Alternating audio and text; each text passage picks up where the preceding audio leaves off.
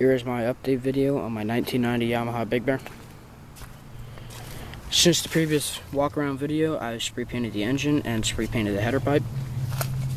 I stopped at Advanced Auto Parts and grabbed VHT flameproof paint, flat black, and it comes with this special nozzle that causes less fatigue in your finger, and to my surprise it worked extremely well. Nice even coats on it.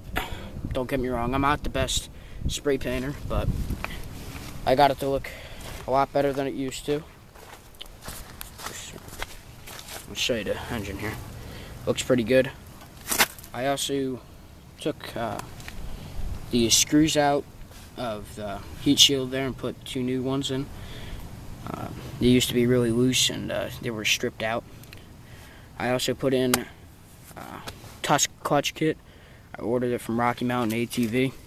I like everything about it. It really pulls good in 4th and 5th gear. Gas mileage is a lot better. But the only downfall about the clutch kit that I have to say is they're supposed to come with 7 friction plates and 7 pressure plates, and it only came with 6 friction plates, so I had to use one of the factory ones again. Not like that was a big deal, but that was sort of a bummer. But I also put in underneath here, put in a brand new K&N oil filter. Ordered that from Rocky Mountain ATV as well. And at Advanced Auto Parts they had Quaker State Ultimate Durability oil on sale for $4 a quart. Like, it used to be $7.50 a quart. So I thought that was a steal. Since the last video, I also bought a new crankcase cover here for the left-hand side. These things were all snapped off before, and I just kept kicking it to keep it on.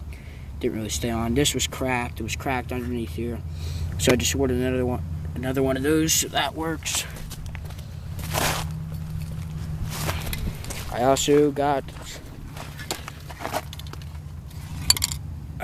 just Rust-Oleum hammered paint.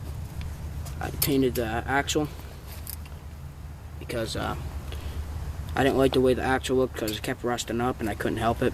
And then I also spray painted the differential with the VHT high temperature paint. Spray painted all that as well. Just throw this to the side. Oh, forgot to mention, I replaced the rear universal joint and the front universal joint. I neglected to take care of the rear universal joint, and ended up shredding on me. And the front one, that was always squeaking, so I replaced that as well. Got them from American CV.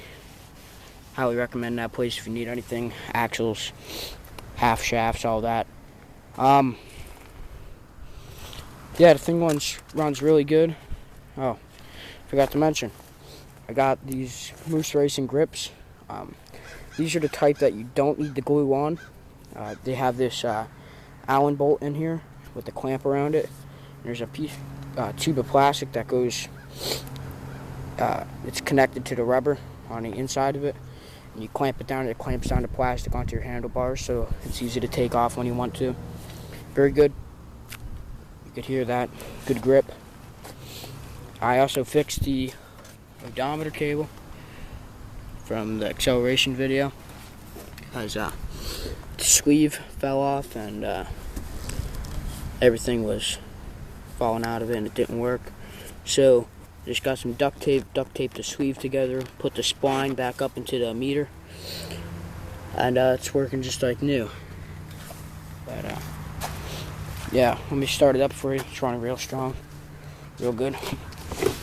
I'm running this thing on 93 octane right now. I do it every once in a while because I like that performance upgrade that it gives. Starts right up.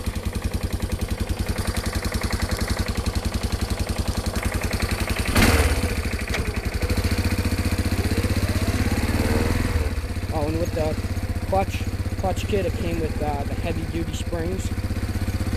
Came with an extra spring. I don't know why I did that, but everyone's read the reviews on it and said that the springs were too stiff, but from my experience, they work great. And here we go, let's take a ride.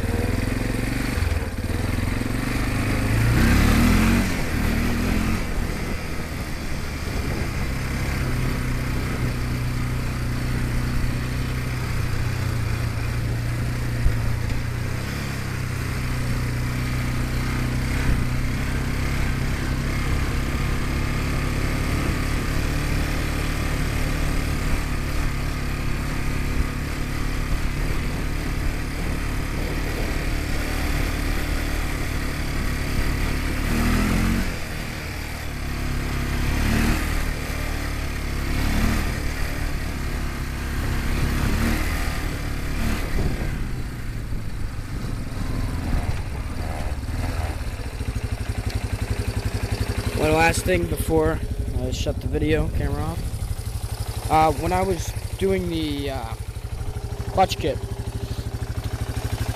I watched the video on it and the guy said to replace the gasket, and I thought the gasket would be alright. Put the crankcase cover back on, started it up, was spraying oil everywhere, and I'm talking everywhere. It was spewing out of this one hole, and so I ordered on Bike Bandit the gasket for the crankcase. I stuck it on there, but apparently when we put the bolts through it, I accidentally marred up the one of the screw holes, and put it back on, expecting it to be all sealed and everything, and then it just started spewing from the same spot again. Took it back off, found out that it was marred up the screw hole. And I was thinking to myself, I really don't want to wait a whole another week for a new gasket to come. So I went to Advanced Auto Parts again and grabbed this Permatrex Ultra Black. It's a gasket maker, and it comes with a tube or a cone that you apply it. You just put it on both sides of the gasket and put it on there. And it's been on there for over a month now, and it works excellent. And I highly recommend this to anyone who has a bad gasket. It's resistant up to 500 degrees, so you can put it on anything, basically. But, yeah, that's my update video on my 1990 Yamaha Big Bear.